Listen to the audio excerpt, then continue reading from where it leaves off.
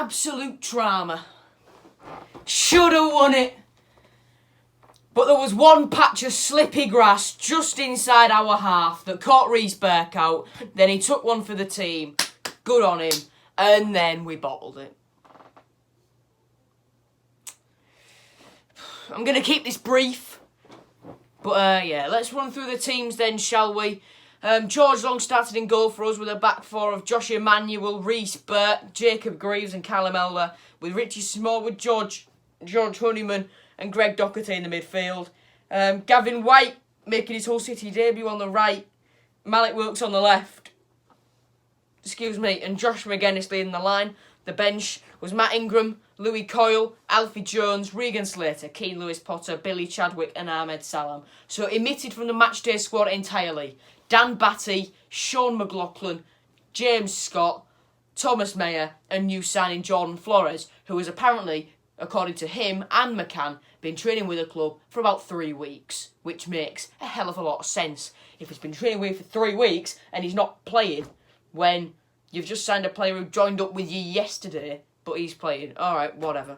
Anyway, and for Blackpool then, they had Chris Maxwell in goal, a back four of Turton, Ekpiteta, Ballard and Husband, with Dougal, Ward, Labala and Kakai a midfield quadrant, with Medina and Yates up top the bench, Sims, Gabriel Robson, Virtue Thick, Antwi, Garbutt and Woodburn. Yeah, so going to start off quick. It was an even opening 10. It was very up and down, but also it was very much playing the midfield as well. The midfield was where this game was looking as though it was going to be won.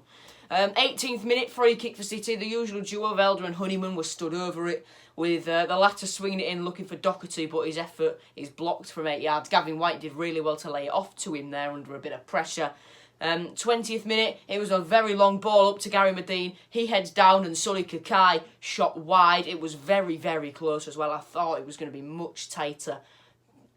Well, I was looking away from the screen. I just looked up and the ball was rippling along the backhand side of the net. So I was like, hang on, has this gone in? Has this gone in? You mad? Anyway, it didn't. Anyway, 25th minute, Docherty roulettes Dougal, who fouls him. Advantage was play. Malik Wilkes was played through by Honeyman, who Wilkes absolutely shanked it. He shanked the shot. Anyway, 32nd minute, lovely little ball through by Smallwood to Callum Elder. Lovely ball. Elder, he put too much height on the cross. He needed to roll it along the floor, and Honeyman was there in the centre of the box, just outside the 6-yard box, to bang it in. But he put height on it, and Honeyman couldn't get it under control. Then Gavin White, he was getting very involved in this game. Gavin White was brilliant. He was looking really good. He was involved again this time. Raced down the right-hand side as Greaves played him. Greaves' passing in this game was phenomenal. Reminded me a lot of Michael Dawson when he was playing for us. White's ball into the middle was looking dangerous, but no one connected with it. And in the 1 minute of added time that we had, Honeyman was brought down. Elder whipped the free kick in. Greaves at the very back post. Beautiful run by Greavesy. But if he heads it straight or even heads it down, it's going in for 1-0 just at the stroke of half time. However, Greaves, he just headed it up. So he's running. He needs to head it down like that, but he just jumps and heads it up. So he can't get anything on it. So 0 at the break. 47th minute though, Blackpool started quicker than us. They started better than us. They looked as though they were up for it. Smallwood cleared Gary Medine's shot off the line. But 51st minute, we made it 1-0. Honeyman played through Gavin White, who plays the ball along the floor to McGuinness. McGuinness can't get a shot off because he's shit. I'm only kidding. He can't get a shot off, but he plays it back to Malik Wilkes, who learns from the first half and doesn't shank it this time. He absolutely blasts it from the edge of the box, left-hand side of the box, this side of the box, with his left peg. That's his knee, but I can't. There we go. And yeah, 1-0. 63rd minute, free kick by Honeyman, driven towards the far post. Greaves just can't get there again. It had a lot of power on it. Greaves, he just didn't get there and then crashed into the post and was left with an ankle stuck in the net.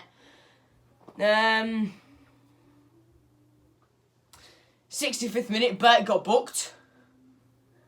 71st minute, McGuinness was brought off for Lewis Potter.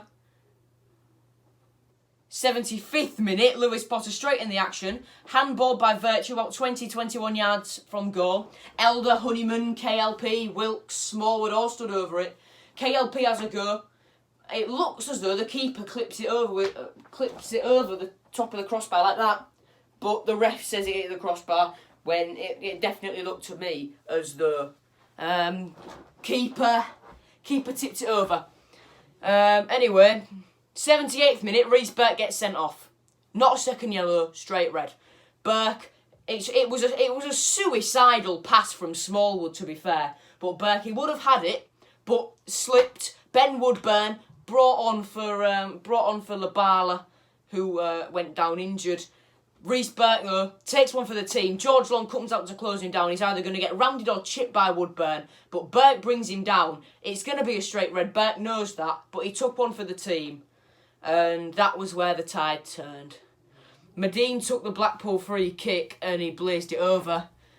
But 81st minute, corner whipped in by Blackpool. The ball was just pinballing about in the area. Elder cleared one off the line, but it was straight into the path of Jerry Yates, who put it in from close range. And from then on, we knew it was just going to be play for the point, because we were never going to get back into the game from that point on. Yeah, that's all that there really is to it. Burke took one for the team, and he had to do that. And yeah, that's all there really is. That's all that there really is. But what that does tell you is, up front, we are lacking so much.